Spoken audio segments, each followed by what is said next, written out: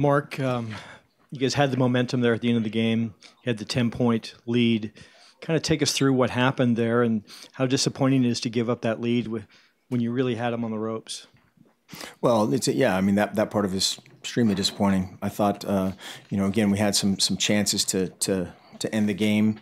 On offense, had some plays there that coulda, woulda, shoulda type of deal to extend the drive and not allow them to have another possession.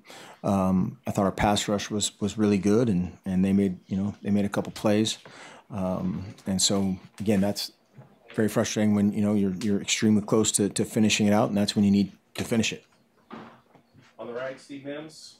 Mark, can you talk about decision to move Charles over to defense and then kind of still have him a little bit in offense? And is that something you expect to continue going forward? I think so. Yeah, he we had a discussion after last week's game of just some different options of things going forward, and that was one that he welcomed, and between the offense and the defense kind of worked that out. How do you think he did at defense? Well, we'll have to wait and watch the tape. His athleticism and his speed obviously showed up, and we'll kind of grade it out once we watch the tape.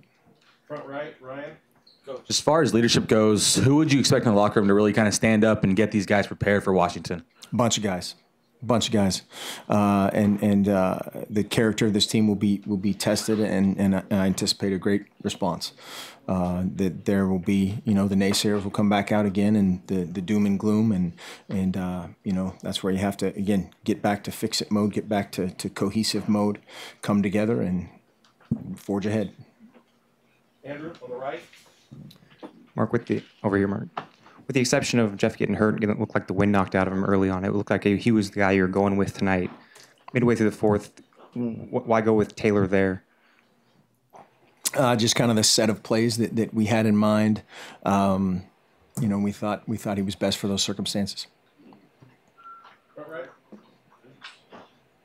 How much does this quarterback situation still hold back the Oregon Ducks this year? The lack of Vernon playing, and then these two guys who struggle. Well, that's your opinion, and it's a team deal. It's a team thing. Whether we,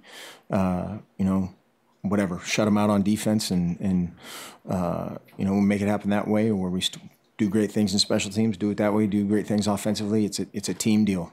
We win as a team, we lose as a team. It's not one guy, one position, ever. And those guys are working their tails off to improve, just like someone that you think is doing a good job is working their tail off to improve. Coach Frost is in the back, right here in the middle. Tyson. Hey, Mark.